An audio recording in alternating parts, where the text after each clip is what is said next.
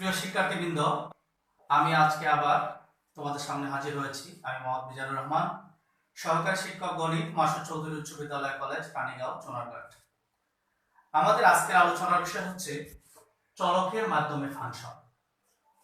আমরা একটা ফাংশনকে কিভাবে চলকের মাধ্যমে প্রকাশ করতে পারি। আমরা গতদিন বা গত ক্লাসে যে আলোচনা করেছিলাম যে একটা অন্যয় কিভাবে ফাংশন হয়, আজকে আমরা চলকের মাধ্যমে আমরা ফাংশন আলোচনা করব।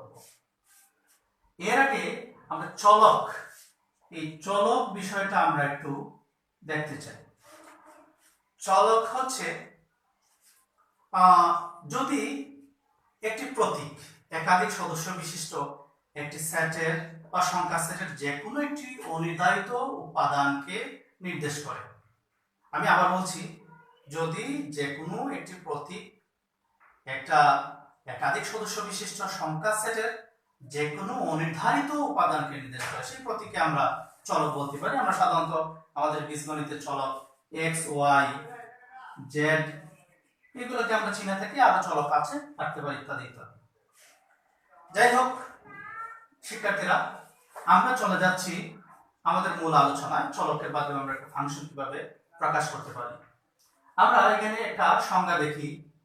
মনে করি এক্স ও ওয়াই দুটি বাস্তব চলক বা বাস্তব সংখ্যার চলক, যে কোনো গাণিতিক প্রক্রিয়ায় এমনভাবে সম্পর্কিত যেন এক্স এর প্রত্যেকটি নির্দিষ্ট মানের জন্য ওয়াই এর কেবলমাত্র একটি নির্দিষ্ট মান পাওয়া যায়, তবে ওয়াই কে এক্স এর ফাংশন বলা হবে। আমি আবার একটু ক্লিয়ার করি, যদি দুটি বাস্তব সংখ্যার চলক বা বাস্তব চলক এক্স ওয়াই হয় এবং এরা একে অন্যের সাথে এমনভাবে রিলেটেড বা সম্পর্কিত থাকে যে এক্স এর প্রত্যেক নির্দিষ্ট মানের জন্য ওয়াই এর কেবল একটা নির্দিষ্ট মান পাওয়া যায়, তবে ওয়াই কে বলা হবে এক্স এর ফাংশন। আমরা এই ফাংশনটাকে এভাবে লিখতে পারি, ওয়াই সমান এফ অফ এক্স, বা এভাবে লেখা যায়, অথবা ওয়াই সমান জি অফ এক্স দ্বারা প্রকাশ করা যায়। এবার আমরা দুটি উদাহরণের একটু উদাহরণ নিয়ে আলোচনা করতে চাই। প্রথম আমরা একটা ফাংশন y সমান x স্কয়ার প্লাস 1, সেটা ফাংশন কিনা আমরা যাচাই করব, সেটা ফাংশন কিনা। আমাদের সংজ্ঞায় বলা আছে যে x এর প্রত্যেক নির্দিষ্ট মানের জন্য y এর কেবল একটা মান থাকবে।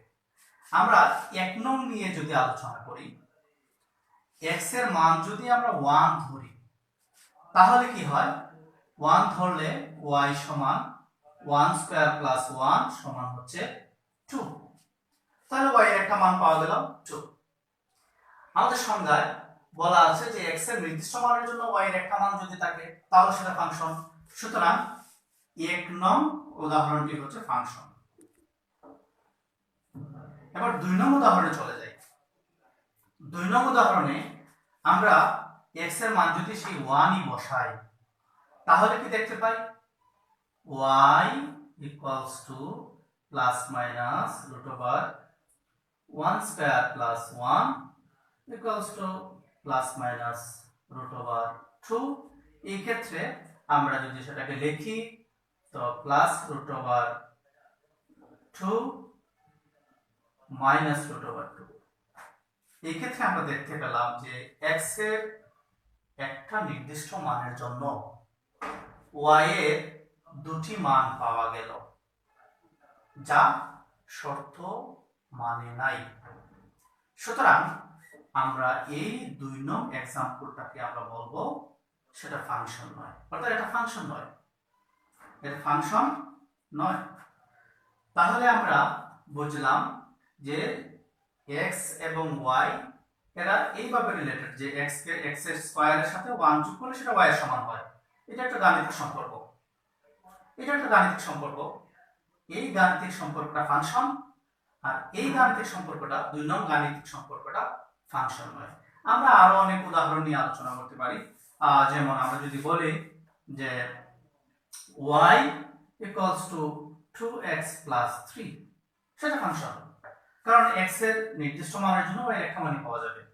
অথবা আমরা যদি সেটাকে বলি যে f of x, সেটা ফাংশন, নিশ্চয়ই ফাংশন। আমরা বলে দিয়েছি যে function, x 2 plus x x plus 2 সেটা ফাংশন, অর্থাৎ এক্স এর নির্দিষ্ট মান বসালে আমরা এটাকে যদি ওয়াই দ্বারা প্রকাশ করি ওয়াই নির্দিষ্ট মান পাওয়া যাবে। যাই হোক শিক্ষার্থীরা, আমরা বুঝলাম যে চলকের মাধ্যমে কিভাবে ফাংশন হয়। এরপরে আমরা চলে যাব একটা ফাংশনের ডোমেনে।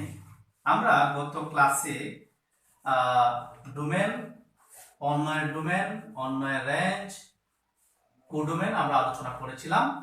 আজকে চলে যাব যে ফাংশনের ডোমেনে। আমরা যদি এটা এভাবে যদি লিখি আমরা যে ফাংশনের ডোমেন, ফাংশনের ডোমেন। আচ্ছা, এবার আমরা একটা एग्जांपल দেই। একটা ফাংশন ধরি আমরা f of x equals to আমরা লিখতে পারি 2 divided by x minus 3।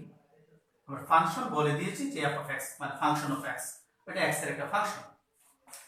এখন একটা বিষয় আমাদেরকে মনে রাখতে হবে, সেটা হচ্ছে যে ফাংশনের ডোমেনগুলা সবসময় রিয়েল নাম্বার হবে, বাস্তব সংখ্যা, সবসময় বাস্তব সংখ্যা হবে। তো আমরা এই ডোমেন রিয়েল নাম্বার হবে, অর্থাৎ রিয়েল নাম্বারের মধ্যে থাকে রিয়েল নাম্বারের যে সেট, সেই সেটের মাধ্যমে ফাংশনের ডোমেনগুলোকে পাওয়া যায়। আমরা এই ফাংশনের ডোমেন নির্ণয় করার জন্য আমরা সেই দিকে চলে যাই যে আমরা ধরবো যে এটা ডোমেন রিয়েল নাম্বারে আছে। তো আমরা যদি লিখি যে f of x belongs to real number, বাস্তব সংখ্যা থাকবে, তবে এই যে একটা আমরা ফাংশন লিখলাম এটা কিছুটা শর্ত সাপেক্ষে রিয়েল নাম্বার থাকবে। x এর সব মানগুলো কিন্তু আমরা এই ফাংশনে বসাতে পারি না, বা বসালে রিয়েল নাম্বার হবে না। আমরা আর একটু পরে আমরা একটু দেখি রিয়েল নাম্বার যদি এবং কেবল যদি এবং কেবল যদি x minus 3 not equals to 0 হয়। কেন 0 হবে না? এই x minus 3 টা কেন 0 হবে না? আমরা জানি কোন সংখ্যাকে 0 দিয়ে ভাগ করা যায় না, এর জন্য x minus 3 এর মানটা 0 হবে না। মনে থাকবে যে কোন সংখ্যাকে 0 দিয়ে ভাগ করা যায় না, 0 দিয়ে ভাগ করা যায় না, এর জন্য x minus 3 টা 0 হবে না, অর্থাৎ 0 ছাড়া অন্যান্য মানগুলো আসতে পারে। আমরা আরেকটু সামনে যাই, বা x not equals to 3, কি পেলাম যে x এর মানটা কখনো 3 হবে না। তো এই ফাংশনের যে ডোমেন থাকবে এই ডোমেনটা 3 হতে পারবে না, যদি x এর ভ্যালু 3 হয়ে যায়, অর্থাৎ 3 হয়ে যায়, তাহলে 3 থেকে 3 মাইনাস করলে 0 দিয়ে 2 কে ভাগ করলে সেটা অসংজ্ঞায়িত হবে বা সেটা ভাগ করা যায় না, এর জন্য x এর মানটা 3 হবে না। এখন আমরা পেয়ে গেলাম, অতএব এই ফাংশনের ডোমেন কি হবে? ডোমেন সমান রিয়েল নাম্বার থেকে আমরা বাদ দিয়ে দিব 3, অর্থাৎ রিয়েল নাম্বার বাদ 3 বা r বাদ 3, এই 3 বাদে বাকি সব নাম্বারই এই ফাংশনের ডোমেন হবে। আমরা আরেকটা एग्जांपले চলে যাই। আরেকটা एग्जांपल আমরা দেখতে চাই যে ফাংশনের ডোমেন আমরা আরেকটা উদাহরণের মাধ্যমে দেখব। আমরা বলছিলাম যে ফাংশনকে g দ্বারা প্রকাশ করা যায়, g of x, f of x, p of x, q of x ইত্যাদি দ্বারা প্রকাশ করা যেতে পারে। তো এখানে আমরা একটা ফাংশন g of x, সেটা আমরা লিখলাম x minus 2। এই ফাংশনের আমরা ডোমেন দেখব ঠিক আগের মতো। এই ফাংশনের ডোমেন দেখতে গেলে আমরা দেখব যে রিয়েল নাম্বারে ডোমেনগুলো থাকবে। আমরা রিয়েল নাম্বার দেখব পাওয়া যায় কিনা। g of x belongs to r, যদি এবং কেবল যদি, হ্যাঁ আমরা আগে বলছিলাম 0 হতে পারবে না। আমাদেরকে একটা বিষয় মনে রাখতে হবে শিক্ষার্থীরা, যদি কোনো ফাংশন ভগ্নাংশ আকারে আসে, মনে করো 2/x - 2, তাহলে তার হর কখনো শূন্য হবে না। মনে রাখতে হবে, যদি কোনো ফাংশন ভগ্নাংশ আকারে পাওয়া যায় তার হর শূন্য হবে না। আবার যদি কোনো ফাংশন আমরা বর্গমূল আকারে পাওয়া যায়, মনে করো x - 1 বর্গমূল আকারে পাওয়া যায়, তাহলে বর্গমূলের ভিতরের অংশটা অবশ্যই শূন্যর চেয়ে বড় হতে হবে অথবা শূন্য হতে হবে। কেন শূন্য হতে হবে বা শূন্য থেকে বড় হতে হবে? আমরা জানি যে কোনো বর্গমূলের ভিতরের কোনো সংখ্যা বা নাম্বার যদি ঋণাত্মক হয় সেটা বাস্তব সংখ্যা হয় না, সেটা হয় জটিল সংখ্যা।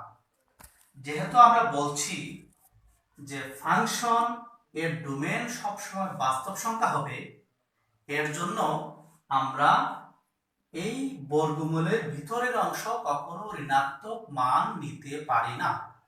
এর জন্য যদি কোনো ফাংশন বর্গমূল আকারে প্রকাশ করা হয় তাহলে অবশ্যই এর ভিতরের অংশটি শূন্য অথবা শূন্যর চেয়ে বড় হতে হবে। এই বিষয়গুলো আমাদেরকে মনে রাখতে হবে শিক্ষার্থী, যে কোনো ফাংশন যদি ভগ্নাংশ আকারে আসে তাহলে হর শূন্য হবে না, আর যদি কোনো ফাংশন সেটা বর্গমূল আকারে প্রকাশ করা হয় বর্গমূলের ভিতরের অংশ শূন্য হবে অথবা শূন্যর চেয়ে বড় হবে, ছোট হবে না। এর জন্য আমরা লিখলাম, আর ছোট হলে সেটা ঋণাত্মক হয়ে যায়, আর বর্গমূলের ঋণাত্মক সেটা জটিল সংখ্যা, সুতরাং আমরা এটা অ্যাকসেপ্ট করব না। ওকে, আমরা এরপরের অংশে চলে যাই, বা x is greater than or equal to। তাহলে আমরা জানলাম যে এই ফাংশনের যে ডোমেনগুলো হবে সেই ডোমেন হবে 2 অথবা 2 এর চেয়ে বড়। আমরা x is greater than or equal to, অর্থাৎ x এর মান হবে 2 অথবা 2 এর চেয়ে বড়। তো আমরা ডোমেন লিখতে পারি, এই ফাংশনের ডোমেন কি লিখতে পারি? ডোমেন আমরা গত ক্লাসে বলছিলাম ডোমেন একটা সেট, তো সেটাকে আমরা লিখতে পারি x belongs to r, অর্থাৎ এই x টা রিয়েল নাম্বারে থাকবে, আর কি হবে সেটা 2 এর চেয়ে বড় হবে এবং 2 এর সমান হবে, সেটা আমরা লিখে দেই x is greater than or equal to। এই তো আমরা পেয়ে গেলাম এই ফাংশনের ডোমেন। তো প্রিয় শিক্ষার্থী বন্ধুগণ, আমাদেরকে ফাংশনের ডোমেন এবং ফাংশন হবে কখন? যখন x y চলক নিয়ে যদি আমরা রিলেশন করি তাহলে x এর নির্দিষ্ট মানের জন্য y এর কেবল একটি মান থাকবে। আর এই ফাংশনের ডোমেন আমরা কিভাবে বার করব? ফাংশনটা যদি ভগ্নাংশ আকারে প্রকাশ করা হয় তাহলে হর শূন্য হবে না, হর নট ইকুয়ালস টু 0 দিয়ে আমরা সেটা বের করতে পারি। আর যদি ফাংশনটি বর্গমূল আকারে হয় তাহলে বর্গমূলের ভিতরের অংশটি শূন্য হবে না, সেটা বর্গমূলের ভিতরের অংশটি শূন্য হবে এবং শূন্যর চেয়ে বড় সংখ্যা হবে, শূন্যর চেয়ে ছোট হবে না। আমরা এইভাবে লিখবো, যা থাকে লিখবো x - 2 আছে, এর জন্য আমরা লিখছি x - 2 is greater than or equal 0। অন্য কোনো কিছু থাকলে আমরা সেটাও লিখতাম greater than or equal 0 দিয়ে। এইভাবে আমরা ফাংশনের ডোমেন নির্ণয় করতে পারি।